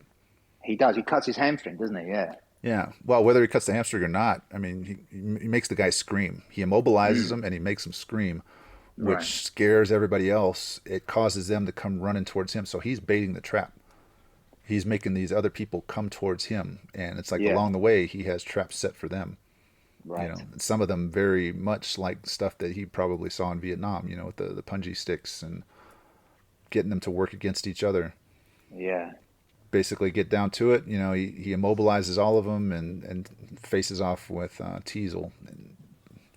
Great moment there. Great bit of acting. Well, I think that, and he says it out loud, doesn't he? I mean, I think that's what's so unbelievably threatening about this is like, I could have killed all of you if I'd wanted to. Yeah. Right. I mean, talk about a moment. Like, he says, I could have killed you. I have chosen not to. Right. So why don't we let's call it even, and we, we can both walk away. Yeah. But if you don't, let it go. Worse is coming for you. God, man, what a moment. Yeah, and I find it interesting too. It's like how he's holding his knife up to his neck at this point. I haven't been able to find any evidence of it anywhere else, but throughout the rest of the movie, it's like if you look closely, you still see that there's like a bit of a cut under his jawline. And when he takes the knife away, it looks like there is actual contact being made with something that's kind of sharp there. Mm-hmm.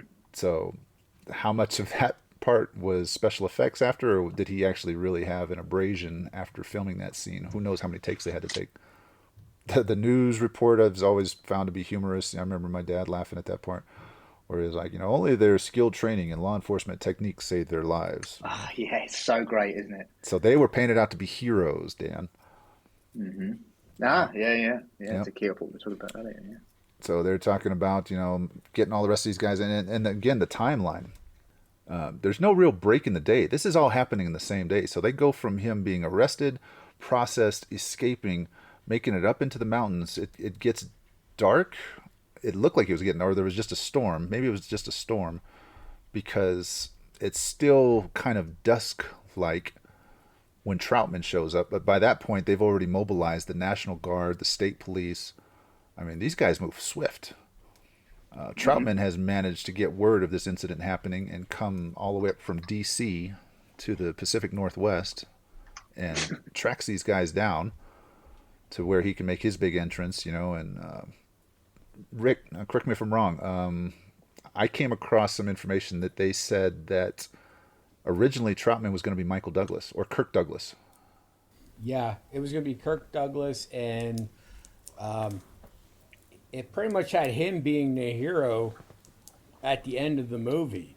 And Sly was like, yeah, we're not going to go in that direction. Because they already had a bunch of issues with this.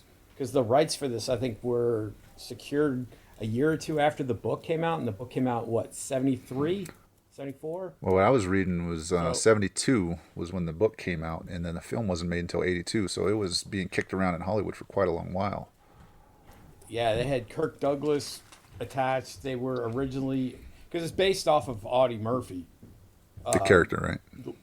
Yeah, the war hero. Mm-hmm. So, and I mean, Audie's from Kentucky because in the book I know that it's what town? Does it say a town in Kentucky? It is. I want to say it's a fictional town in Kentucky in the book, but it's based off of a town in Pennsylvania. But yeah, I was just reading that a little bit earlier this morning. I would have to go back and double check, but yeah, Troutman was supposed to originally be Kirk Douglas, and Kirk Douglas was a little bit full of himself at the time. He was going to be the main heavy to sell this film. You know, it's like starring Kirk Douglas, because Stallone was still. I mean, even though he's riding on the coattails of Rocky, he didn't have the kind of pedigree that Kirk Douglas had. And Kirk Douglas was wanting to change a lot of the script to give himself more lines, to give himself more spotlight. And like Rick said, to, kind of follow suit with how the book ended, which is at the end, Troutman blows Rambo's head off with a shotgun. And that's what Kirk Douglas wanted to see. He didn't care what anybody else was thinking. He was like, this is art. Sometimes art's uncomfortable. But yeah, in this They one... also looked at George C. Scott and Rock Hudson for the role. Oh, gosh. Really? Oh, wow. Wow. I think Richard Crenna did a great job pulling this off. But yeah, it was like him being tasked with the project was fairly short notice. And so he arrived up there and started filming. Before you move on, just so you have it in your head, because Rambo, where it was in production hell, I guess, with the script, Yeah. Originally attached they were trying to get Steve McQueen, James Caan, or Paul Newman for Rambo. And then for Sheriff Teasel, they were looking at Gene Hackman or Charles Durning from Big Lebowski fame.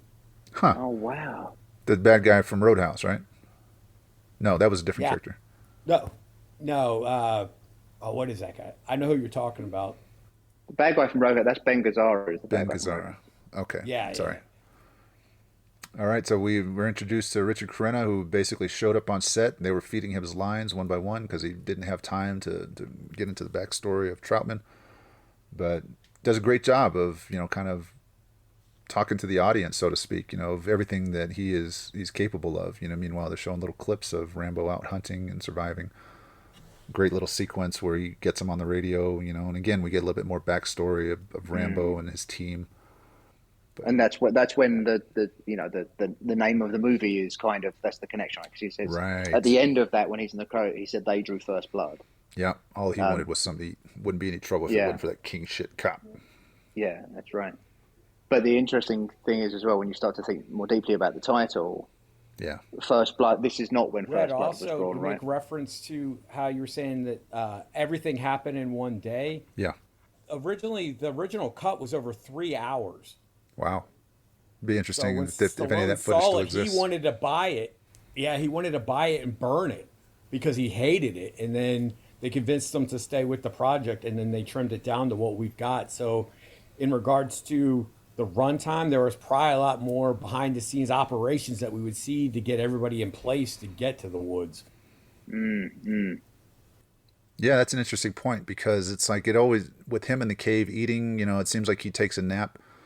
You kind of get the impression that maybe nighttime happens, and then in the morning, the National Guard is mobilized and they're marching up, and that's where, we see Rambo is hiding out in the river. Kind of wonder why he didn't take that time to try to escape. It's pretty hard to seal off a mountain. Especially as somebody with Green Beret training. I'm sure he could have gotten out of there. But that was an interesting point, again, from the book. He had the opportunity to escape, but the thrill of warfare is what kept him there. It's like he was actually, again, sort of, we talked about the Hurt Locker. It felt familiar. It felt comfortable. It's like, now this I can do. All that civilian living, I can't do it, but this I can. So it's like he stuck around for it.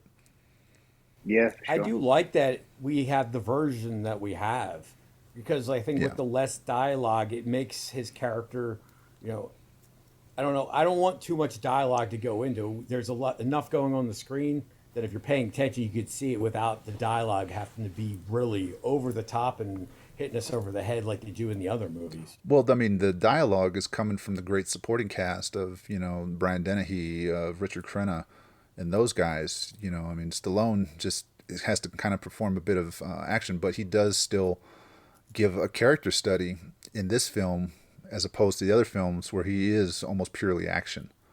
So that's why I think that this one is a really important film, and how the 80s decade kind of was kicking off with its action films. It's like he made a transition from this film to the rest of the Rambo series. But we get to see him face off against the National Guard, they're fine when they're shooting at him, but as soon as he shoots back, their bravado goes right out the window. Well, and this is the kind of one comedic moment in it, right, where there is, these people are shown to be cosplaying as soldiers, aren't they? That's Basically what's happening. Like I mean, there's that great moment where they're exchanging fire, and then I can't remember his rank, but I think, is it Lieutenant Clinton Morgan? Lieutenant, yep, that's it. I was about to reenact it for you. Yeah, Lieutenant, and he really does lean into Morgan, doesn't he? So he sounds like a fucking hick, right? And then he says to the guy next to him, "Get up there and check it out." And he goes, "No way." Screw that. I do this part-time. I didn't come here to get killed. What's wrong with you, Clinton? Yeah, exactly. And that's what and so what he could just go to show is, like, he doesn't have to take orders from this guy. They are playing at being soldiers. Oh, yeah. And even with the dialogue, who's got the rocket launcher? I do. Yeah. It sounds like a bunch of little kids, that are out playing war in the woods. And when the guy says bullseye, he goes, "Bullseye." Yeah. Like that, like he's kind of like kicked a long field goal or hit the game-winning shot in a game of basketball or something like that, right? Like, they are just like, it's not real to them. Oh, it's like so many times we had to fire, training explosive rounds for our grenade launchers. But the first time you get to fire a real one, you're like, whoa, so it's like he encompassed that kind of emotion right there. Yeah. But this is where, our hero gets sent deeper into the mine. Interesting, again, comparison between the book and the mine and what we see in the movie. In the book, he comes across a miner who has died and decomposed badly, and it causes him some flashbacks to the war in the book. Mm-hmm. And as he goes deeper in the book, he comes across, like, he's going through the muck, and it turns out that it's actually bat shit. So he has a huge encounter with bats and scarabs in the book, whereas in the movie we see him encountering rats. Yeah. But did he use the guana in the book for a fuel source? No. He does not. He just kind of describes, there's a lot more of the human elements being described in the book, where it's like his stomach is being turned, it's like some of the water or things that he's eaten along the way, is causing him intestinal distress. And whereas, in the movie, of course, it's a lot more superhuman, nothing bothers him. Just like Richard Crenna said, it's like he's been taught to ignore pain, to live off the land, to eat things that'll make a belly go puke. Yeah. But there's also that is a kind of a callback when he gets deeper into the mine, right, to what you were saying earlier about that enclosed wet spaces, right? Right. That's got to be tormenting him based on his experience in Vietnam, because that is an enclosed space. Well, yeah, especially if he had to be a tunnel rat at times for the mission. Yeah, yes. Possibly. I mean, Forrest Gump even showed people who may not even thought about that in that small scene when he's in Vietnam, where he would have to go in as a tunnel rat. Yeah. I'm not sure how often Green Berets were being used in that role, though, because of how much more specialized they were with language and trying to go in as advisors. Well, of course, he saw combat. If they're out there, I mean, you can't get somebody else to do the job. You're going to have to do it yourself. So you would have to fall back in that role, being a tunnel rat. But that's what I mean. It's like, if he got attached to other units, but largely, the Green Berets that I've encountered in real life, these guys are very highly intelligent, very highly trained, but a lot of times they're being embedded with indigenous units to train them to help them out. Sort of like we see, him being with the in Rambo 3, where he goes in with like the Afghani troops. I mean, that was probably the closest we've seen to Rambo doing a Green Beret role in a movie. But yeah, I mean, this actually comes close with us here in this tunnel where he finally makes his way out. Teasel is kind of feeling a little bit left out or let down, I think, because he didn't get to catch Rambo. Troutman suspects he's still alive, and Rambo, makes his way out. Then this part really amuses me, where he kind of does like an Indiana Jones jump onto a truck as it's going by, gets inside of it. And this entire truck is carrying one machine gun. It always cracks me up because it's like that machine gun was just, I mean, it was a heavy weapon that was part of our arsenal that, we would issue out to, each patrol back when I was in Albuquerque. It's like Patrol 1 got an M60, Patrol 2 got an M60. It's like it wasn't a big deal. You just put it in the back seat. But for the film, it was sort of like almost like the minigun. It was like Old Painless in the back of this truck. Right. Well, and there's also that unit. Yeah, true. But I did particularly like the scene in the bar as well with Teasel and Troutman. Yeah.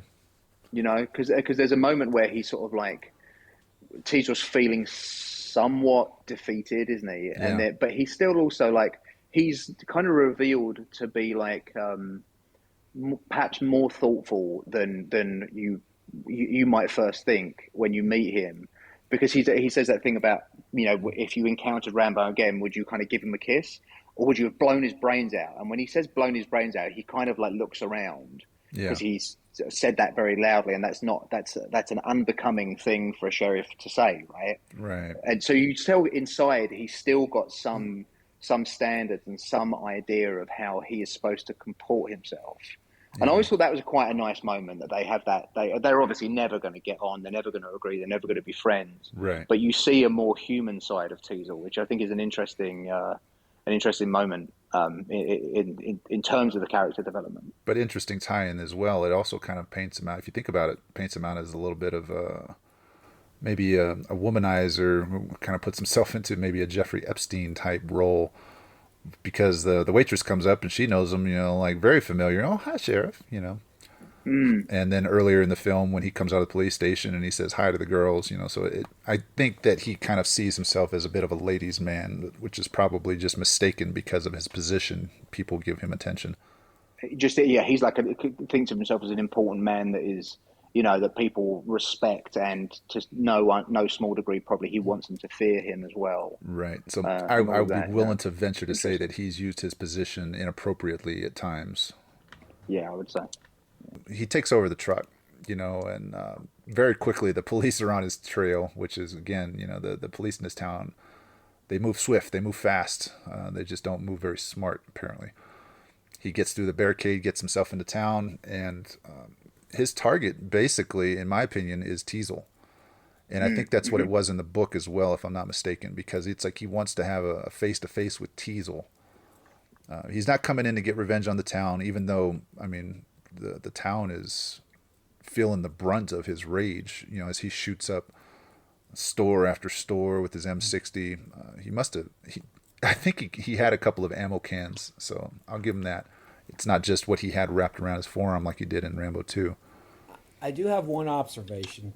For such a small town, when you see the night shot and they're kind of panning over, why do they need 4 gas stations right on Main Street? Well, I was thinking about that. Remember in the beginning of the film when he's walking into town, I mean, think of the vehicles that are driving past him. It's like you're not seeing Teslas. It's like they're...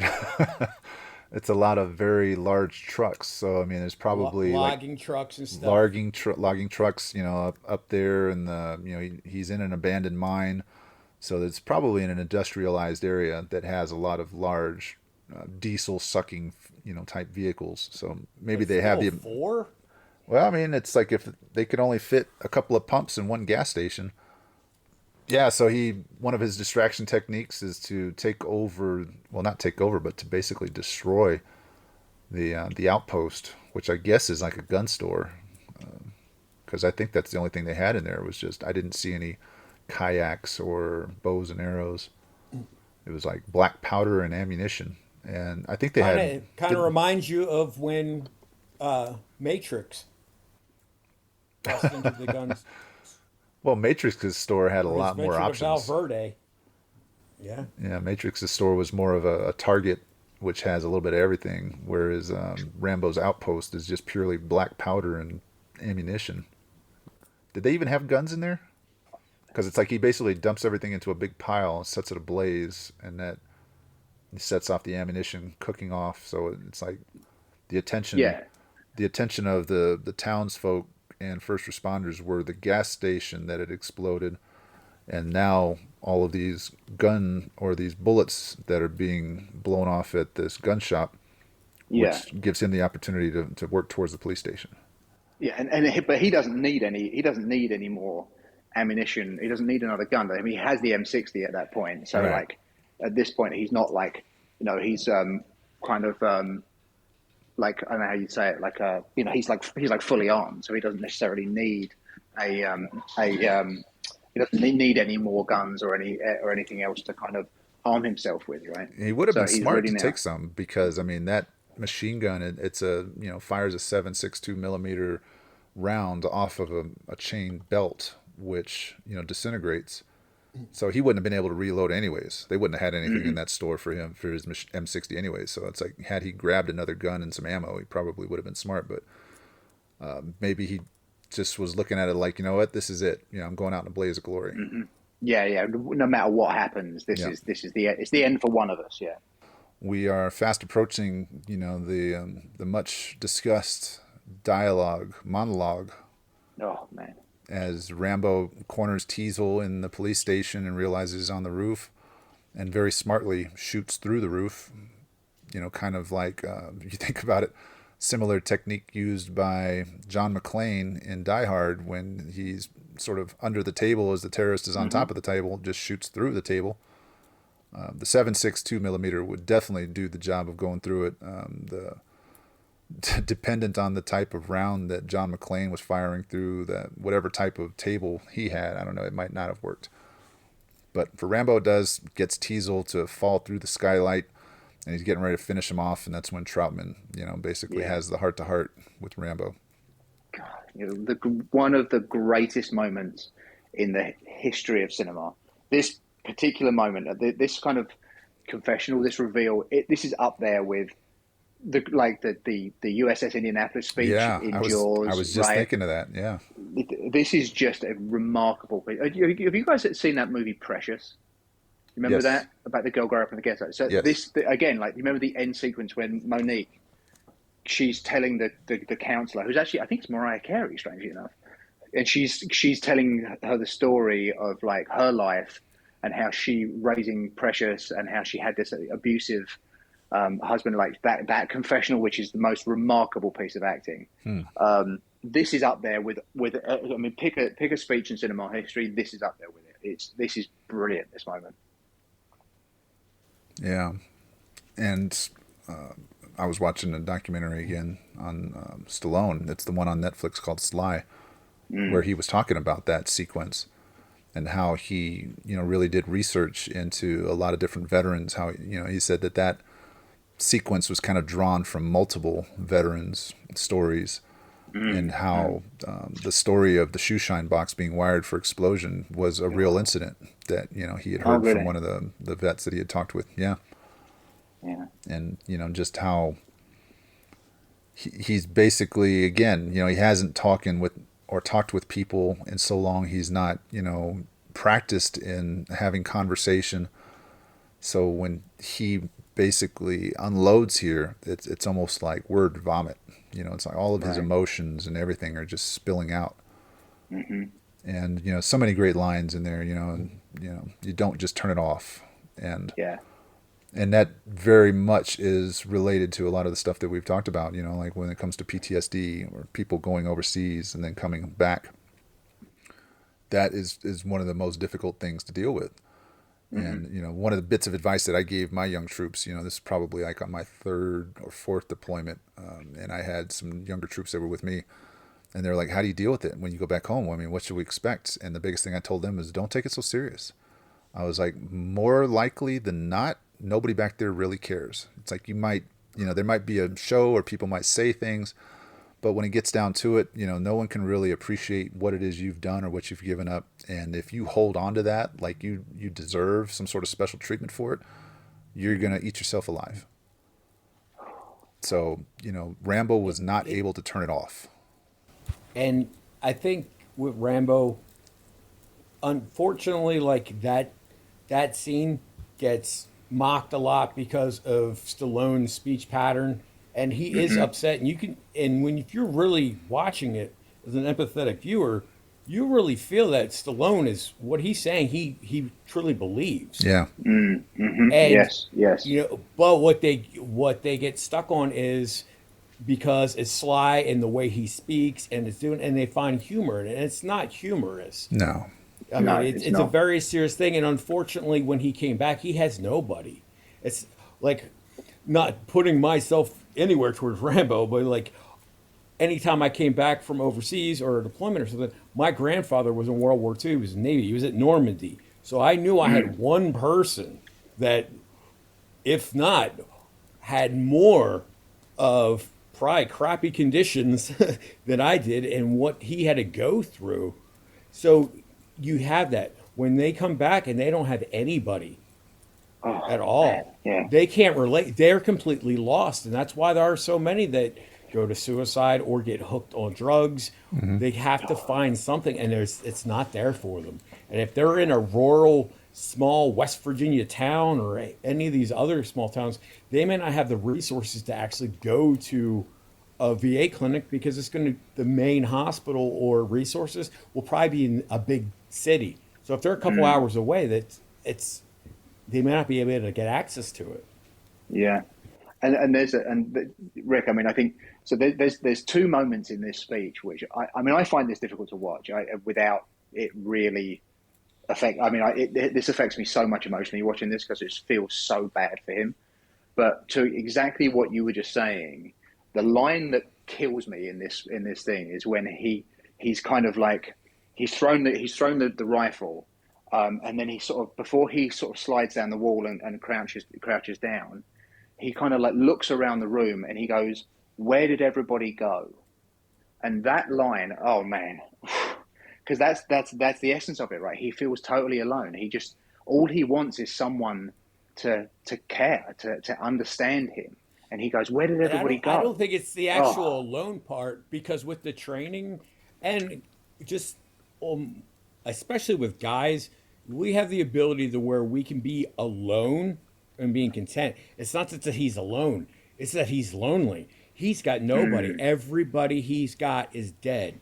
And his only connection is Colonel Troutman. And yeah, he looks at him as a father, but there's always that dynamic between a son and father that, yes, we love each other unconditionally, but there's still going to be some tension somewhere within your relationship where his buddies, that's the camaraderie. That's different. That's brothers. You can fight and bust each other's balls 1 minute, and the next minute you guys are covering each other.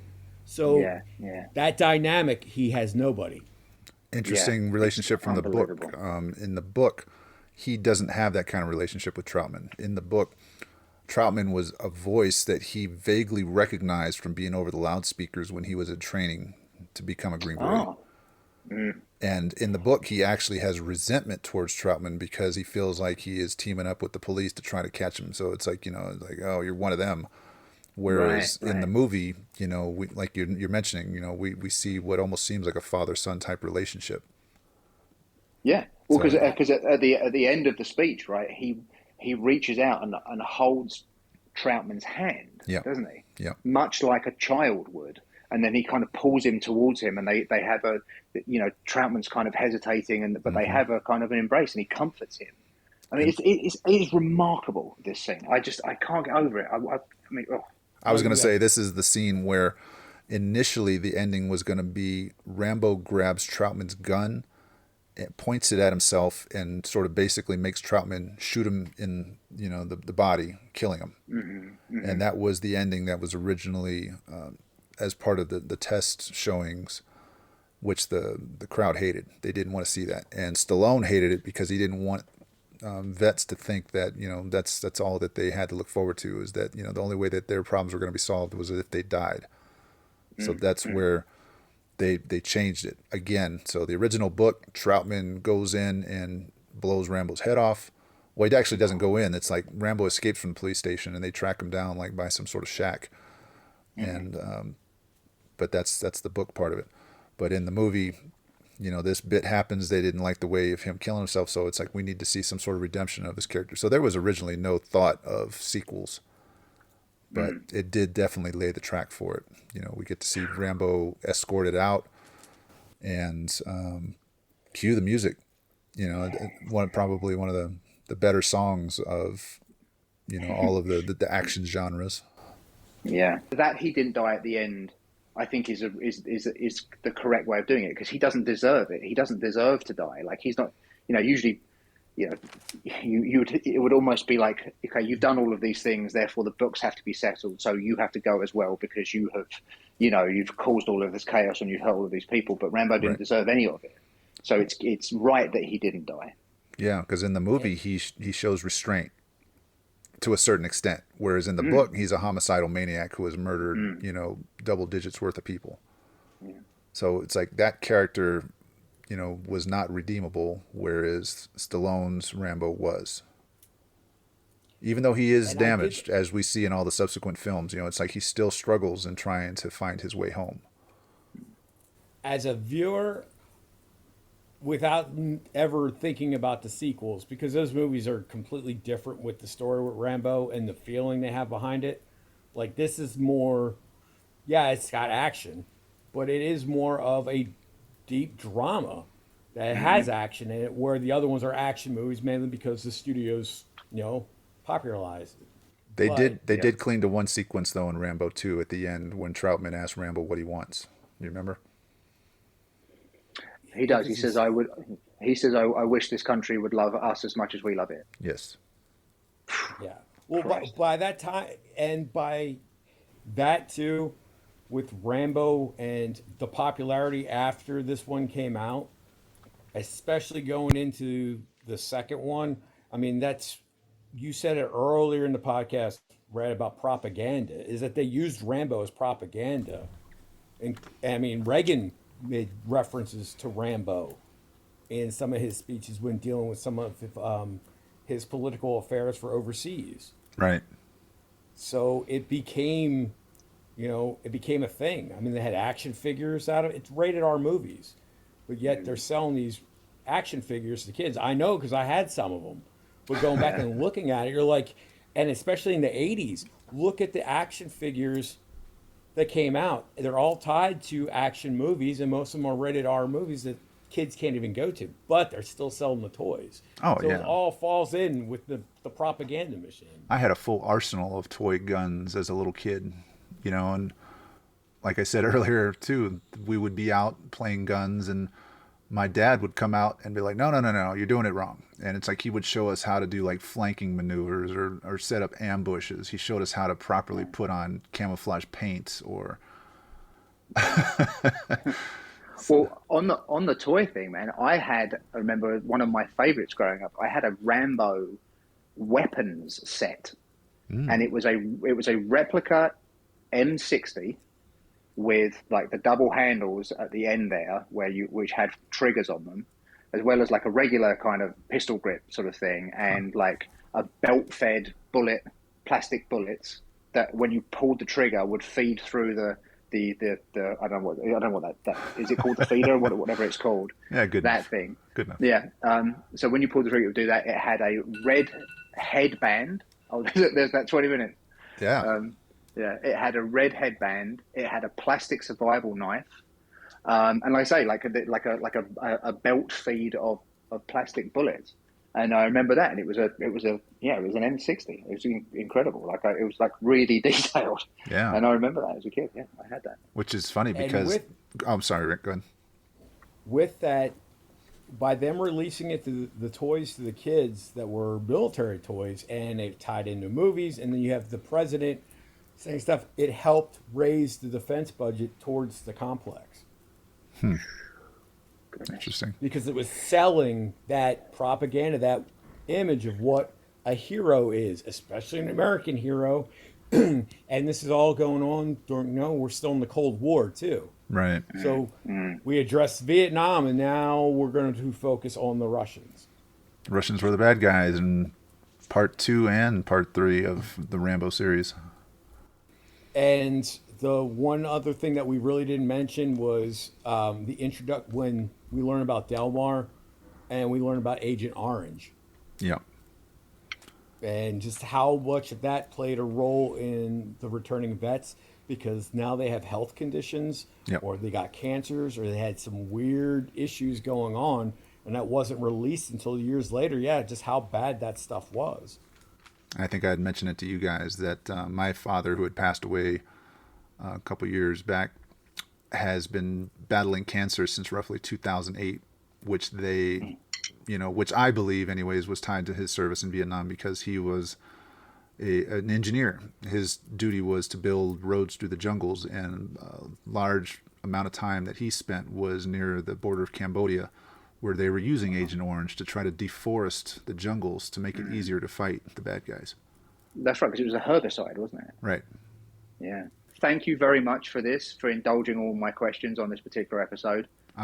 This was this is a much more serious episode, much more somber one than we've done in the past. Yeah. But I wanted to respect you guys and respect your service and all the things that you have done for all of us. So thank you for indulging me in all of this. I'd like to say I felt trepidatious about being a part of this episode, but thank you for allowing me to be a part of it. And as a public service announcement for anybody who listens to this, if you are experiencing any sort of inner turmoil, you absolutely need to take the cork out of that bottle and let some of the pressure off. And the best way to do that is to simply talk about your experiences. Find yourself a friend, find yourself a neighbor, a relative, somebody who's going through the same thing that you are. If you don't have that available, there are resources out there. Sometimes just writing down what you're feeling can help. But there are absolutely options. There are always options, as long as you keep those options alive. Stay strong out there, everybody. Thank you. Good show, guys. Right. Take care. Thank you.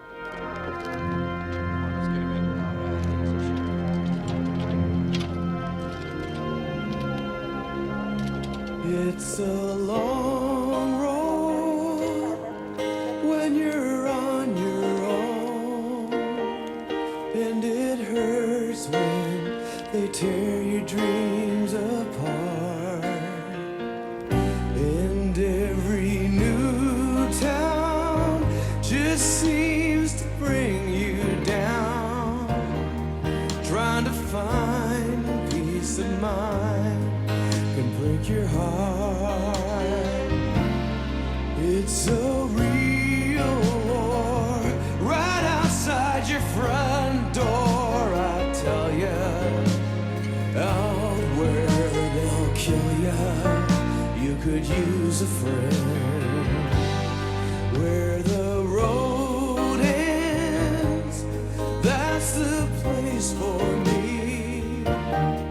Where I'm me in my own space, where I'm free, that's the place I wanna be.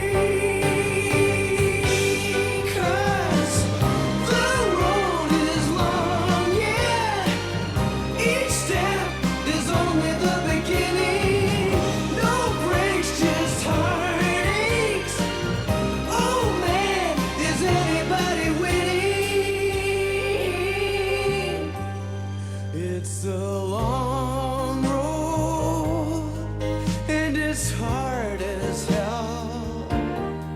Tell me, what do you do to survive?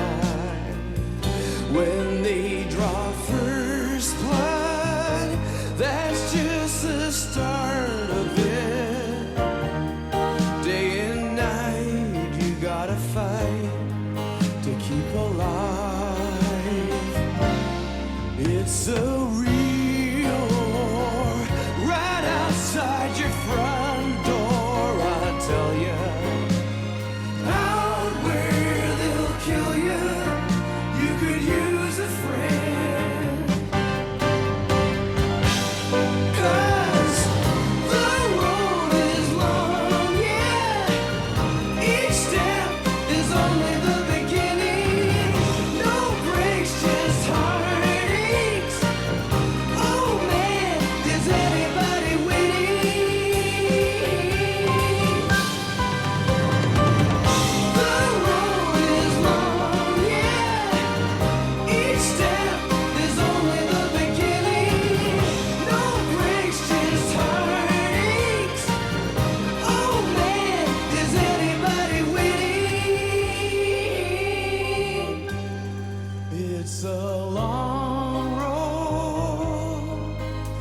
It's a long